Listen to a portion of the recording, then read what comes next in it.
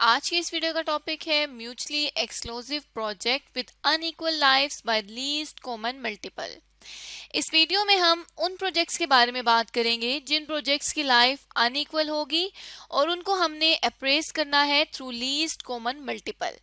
अब ये जो लीस्ट कॉमन मल्टीपल मेथड है इसको रिप्लेसमेंट चेन मेथड भी कहा जाता है, साथ ही साथ इसको कॉमन लाइफ मेथड भी कहा जाता है और मजीद इस लीस्ट कॉमन मल्टीपल को लोएस्ट कॉमन मल्टीपल या फिर एलसीएम मेथड भी कहा जाता है। तो ये जो चारों टाइटल्स हैं ये अल्टरनेटिवली इस्तेमाल किए जाते हैं। अब सबसे पहले तो हम टाइटल को समझ लेते हैं कि म्यूचुअली एक्सक्लूसिव प्रोजेक्ट्स होते क्या हैं। म्यूचुअली एक्सक्लूसिव प्रोजेक्ट्स वो प्रोजेक्ट्स होते हैं जिसका लेट सपोज दो प्रोजेक्ट्स हैं कंपनी के पास, एक है प्रोजेक्ट ए और दूसरा है प्रोजेक्ट बी। अब कंपनी के पास इतना ही कैपिटल है कि वो कोई एक प्रोजेक्ट फाइनेंस कर सकें, तो दोनों में से लाजिम है कि कंपनी एक प्रोजेक्ट को चूज करे और एक प्रोजेक्ट को छोड़ दे। ऐसे प्रोजेक्ट्स जिसमें कंपनी ने सिर्फ और सिर्फ एक ही प्रोजेक्ट लेना है, एक लेकर दूसरा भी साथ नहीं ले सकते, एक लेंगे तो दूसरा छोड़ेंगे, ऐसे प्रोजेक्ट को म्यूचुअली एक्सक्लूसिव प्रोजेक्ट कहा जाता है। अब दूसरा जो हमारे पास मेन पॉइंट आता है वो आता है अनइक्वल लाइव्स का। अगर अनइक्वल लाइव्स की बात की जाए तो लेट सपोज कि ए जो प्रोजेक्ट है उसकी लाइफ है 3 इयर्स और बी प्रोजेक्ट की लाइफ है 6 इयर्स। अब यहाँ पे हम देखें तो एक की लाइफ कम है और दूसरे की लाइफ ज्यादा है। अब इस तरह की जो सिचुएशन आ जाती है जिनमें म्यूचुअली एक्सक्लूसिव प्रोजेक्ट की लाइफ अनइक्वल हो जाती है, उसमें फिर कंपनी क्या करती है, कंपेयर किया जाता है उसमें कि कौन सा म्यूचुअली एक्सक्लूसिव जो प्रोजेक्ट है अनइक्वल लाइफ के साथ जिसमें कैपिटल जो है वो हमारा बजट हो जाए, उसको हम कंपेयर करते हैं। और लीस्ट कॉमन मल्टीपल में कंपैरिजन किस बेसिस पर होता है कि कंपनी ये देखती है जो प्रोजेक्ट से आने वाला कैश फ्लो है, मतलब जिस तरह अब ये दो प्रोजेक्ट कंपनी ने कंसीडर किए हैं, इन दोनों प्रोजेक्ट से आने वाले जो कैश फ्लोज हैं उनको तब तक रिपीट किया जाएगा तब तक जब तक उनके कॉमन लाइफ नहीं सेट हो जाती। तो यहाँ पर लीस्ट कॉमन लाइफ को हम किस तरह से सेट करते हैं इसको भी हम इस वीडियो में जानना सीखेंगे। अभी तक लीस्ट कॉमन मल्टीपल मेथड में हम क्या करते हैं कि जिस प्रोजेक्ट की लाइफ कम होती है उस प्रोजेक्ट को रिपीट करते रहते हैं, उसके कैश फ्लोज को, जब तक वो एक कॉमन लाइफ पर नहीं आ जाता। तो यहाँ तक हमने लीस्ट कॉमन मल्टीपल मेथड की अंडरस्टैंडिंग ले ली है।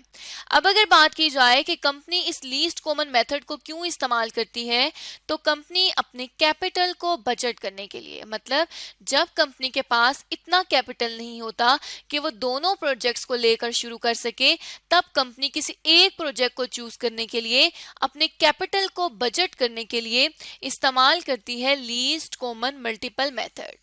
उसके अलावा कंपनी रैंकिंग करने के लिए कि अगर दो प्रोजेक्ट्स म्यूचुअली एक्सक्लूसिव हैं तो उनमें से कौन से प्रोजेक्ट को कंपनी ने शुरू करना है जिसकी लाइफ अनइक्वल है, इस चीज की रैंकिंग के लिए कंपनी लीस्ट कॉमन मल्टीपल को इस्तेमाल करती है। फर्दर अगर देखा जाए तो कंपनी ये जानती है इस मेथड के थ्रू कि मिनिमम कितना कॉमन मल्टीपल होगा दोनों का, मतलब अगर दोनों प्रोजेक्ट्स को एक ही लाइफ स्पैन में देखा जाए तो उनके दरमियान में कॉमन ऐसा कौन सा कॉमन लाइफ स्पैन होगा जिसके ऊपर दोनों प्रोजेक्ट को अप्रेज किया जा सके, चेक किया जा सके कि दोनों में से कौन सा प्रोजेक्ट कंपनी के लिए फिजिबल है उसको स्टार्ट करना। अब इन्हीं सारे कंसेप्ट्स को हम एक एग्जाम्पल के थ्रू समझ लेते हैं ताकि हमें बेटर अंडरस्टैंडिंग हो जाए। तो यहाँ पे हम एज्यूम करते हैं कि एक कंपनी है XYZ कंपनी। XYZ कंपनी को हम कह देते हैं कि XYZ कंपनी कंस्ट्रक्शन कंपनी है जो कि तामीराती काम करती है, बिल्डिंग्स बनाती है, रोड्स वगैरह बनाती है। तो यहाँ पर अब जो कंपनी है हम एज्यूम करते हैं कि कंपनी के पास टोटल जो कैपिटल है वो है ₹10 मिलियन का, लेकिन कंपनी के पास प्रोजेक्ट्स दो हैं जो वो करना चाहती है। हम एज्यूम करते हैं कि एक है प्रोजेक्ट ए और दूसरा है प्रोजेक्ट बी।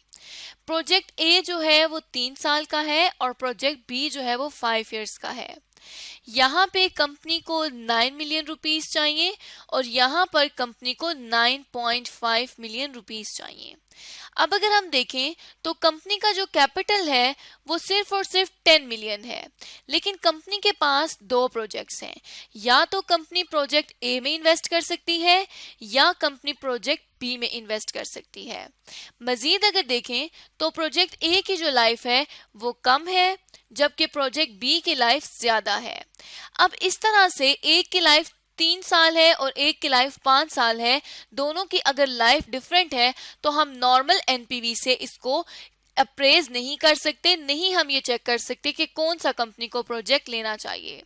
तो अगर हम ये नहीं देख सकते तो फिर यहाँ पर क्या होगा, यहाँ से हम अपने एलसीएम मेथड को, लीस्ट कॉमन मल्टीपल मेथड को स्टार्ट करेंगे और उसके थ्रू हम लीस्ट काउंट को कैलकुलेट करेंगे कि अगर दोनों को देखा जाए तो इनमें लीस्ट कॉमन काउंट कौन सा आता है जिसमें दोनों प्रोजेक्ट्स का जो नंबर है, जो नंबर ऑफ ईयर्स हैं, वो कवर हो जाए और वो एक ऐसे पॉइंट पर आ जाएं जहां पर उनको इजीली अप्रेस किया जा सके।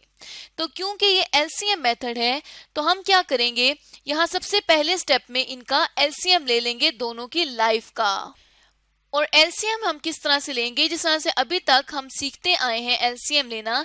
एलसीएम में बेसिकली एक है हमारे पास 3 इयर्स की लाइफ और दूसरे हमारे पास 5 इयर्स की लाइफ। हमने इनको ऐसे नंबर पर डिवाइड करना होता है कि ये एंड में 0 बच जाए। तो अगर हम देखें तो 3 1 3 होता है हमारे पास, और 3 के टेबल में 5 नहीं आता तो यहाँ पे हम 5 को एज इट इज लिख देंगे। उसके बाद 5 को हम लिखेंगे तो 1 सेम आ जाएगा। सॉरी, यहाँ पर 0 नहीं होता, लास्ट में दोनों को 1 बचना चाहिए, तो यहाँ पर 1 एज इट इज आ जाएगा और 5 1 5 आ जाएगा। अगर हम यहाँ पर देखें तो ये हमारे पास एक कॉम्बिनेशन बना है जिसके थ्रू हम लीस्ट कॉमन काउंट को कैलकुलेट करेंगे। उसके लिए हम क्या करते हैं कि 3 को 5 से मल्टीप्लाई कर देंगे तो ये हमारे पास आ जाएगा 15 ईयर्स। अब सबसे पहले तो हमने देख लिया कि दोनों में कॉमन जो है वो 15 ईयर्स आता है। यहाँ पे भी अगर देखें तो यहाँ पर अगर 3 को 5 दफा रिपीट किया जाए तो वो हमारे पास 15 बनता है, मतलब 3 × 5 = 15। इसी तरह अगर 5 ईयर्स को 3 दफा रिवाइज किया जाए, 3 दफा रिपीट किया जाए तो वो हमारे पास 15 ईयर्स बनता है। इसका सबसे पहले हमने एलसीएम लेना है और लीस्ट कॉमन काउंट को कैलकुलेट कर लेना है। उसके बाद हमें ये कहा जाता है कि अगर company least common multiple method को इस्तेमाल भी कर रही है तो फिर भी कंपनी ने एनपीवी या आईआरआर की बेसिस पर उसको अप्रेस करना है। और अगर एनपीवी की सूरत में उसको अप्रेस करेंगे या आईआरआर की सूरत में अप्रेस करेंगे तो इसके लिए कंपनी को कुछ स्टेप्स फॉलो करने पड़ेंगे जिसके थ्रू कंपनी एलसीएम या लीस्ट कॉमन मल्टीपल के थ्रू अपने प्रोजेक्ट को अप्रेस कर सकती है। अब यहाँ पर हम इसे स्टेप्स भी कह सकते हैं और हम फीचर्स भी कह सकते हैं। तो सबसे पहला जो स्टेप है वो ये है कि हमने एक रिप्लेसमेंट चेन जो है वो बना लेनी है। रिप्लेसमेंट चेन में हम क्या करेंगे कि जिस प्रोजेक्ट की लाइफ शॉर्ट होगी, जिस प्रोजेक्ट की लाइफ जो है वो कम होगी, उसको हमने उसके ब्लैंक को फिल करना है। जिस तरह यहाँ पे हमने बात की थी, एक प्रोजेक्ट की लाइफ 3 इयर्स है और दूसरे प्रोजेक्ट की लाइफ 5 इयर्स है, तो हमने ये जो 3 से 5 के दरमियान का गैप है, इस गैप को फिल करना है रिप्लेसमेंट चेन मेथड इस्तेमाल करके। और ये गैप हम किस तरह फिल करेंगे, ये गैप हम लीस्ट काउंट के थ्रू फिल करेंगे। आप दोनों के लिए अगर 15 ईयर्स की लाइफ पर एनपीवी कैलकुलेट करेंगे तो फिर इन दोनों की लाइफ्स बराबर होंगी, हम इन्हें कंपेयर कर सकते हैं। तो सबसे पहले स्टेप में हमने यहाँ पर एक रिप्लेसमेंट चेन बना लेनी है। फिर नेक्स्ट स्टेप अगर हम देखें तो नेक्स्ट स्टेप में हमने क्या करना है कि तमाम जितनी भी नेट इन्वेस्टमेंट है और जितने भी नेट कैश फ्लोज हैं उनको अंडरटेक करना है। जिससे हम नॉर्मली एनपीवी को कैलकुलेट करने के लिए तमाम इनफ्लोज और आउटफ्लोज को इकट्ठा करते हैं, इसी तरह से यहाँ पे भी हमने इनफ्लोज और आउटफ्लोज को इकट्ठा करके नेट कैश फ्लोज ले लेने हैं और नेट इन्वेस्टमेंट्स ले लेनी है। अब इन्हीं नेट कैश फ्लोज और नेट इन्वेस्टमेंट की बेसिस पर हमने लास्ट स्टेप परफॉर्म करना है, जिसमें हमने दोनों जो प्रोजेक्ट्स हैं उनकी एनपीवी को कैलकुलेट करना है, नेट प्रेजेंट वैल्यू को कैलकुलेट करना है। अब नेट प्रेजेंट वैल्यू क्या होती है? फ्यूचर कैश फ्लोज की अगर आज की वैल्यू देखी जाए, मतलब फ्यूचर में आने वाले इस प्रोजेक्ट से जो कैश फ्लोज हैं उनकी नेट कैश फ्लोज, यहाँ पर नेट कैश फ्लोज आ रहा है।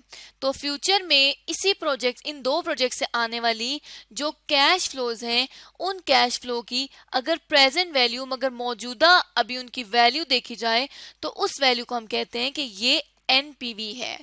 इसी तरह से हमने यहाँ पर एनपीवी को कैलकुलेट कर लेना है, जैसे कि एनपीवी के बारे में हम लास्ट वीडियोस में भी जान चुके हैं। अब जब एनपीवी कैलकुलेट हो जाएगा तो लास्ट स्टेप में हमने इसके लिए डिसीजन मेकिंग किस तरह से करनी है कि हमने प्रोजेक्ट्स को एक्सेप्ट और रिजेक्ट करना है, क्योंकि दो प्रोजेक्ट थे, एक था प्रोजेक्ट ए और दूसरा था प्रोजेक्ट बी। दोनों में एक की लाइफ 3 इयर्स थी, एक की लाइफ 5 इयर्स थी। ए के लिए 9 मिलियन और बी के लिए 9.5 मिलियन चाहिए थे, जबकि कंपनी के पास कैपिटल 10 मिलियन रुपीस का था। अब हमने एक्सेप्ट या रिजेक्ट करना है। तो अगर जिस प्रोजेक्ट की एनपीवी ज्यादा होगी कंपनी उसको एक्सेप्ट करेगी, और जिस प्रोजेक्ट की एनपीवी कम होगी कंपनी उसको रिजेक्ट करेगी।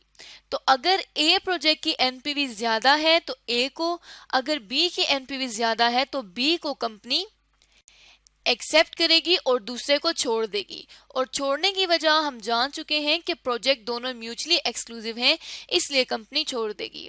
अब इन स्टेप्स को एक एग्जांपल के थ्रू हम परफॉर्म करेंगे और स्टेप बाय स्टेप सीखेंगे कि रिप्लेसमेंट चेन किस तरह से बनती है। रिप्लेसमेंट चेन को बनाने के लिए और इसकी नेक्स्ट एग्जाम्पल को, डिटेल एग्जाम्पल को जानने के लिए हम अगली वीडियो में देखेंगे कि म्यूचुअली एक्सक्लूसिव प्रोजेक्ट को लीस्ट कॉमन मल्टीपल मेथड की बेसिस पर हम किस तरह से अप्रेस कर सकते हैं।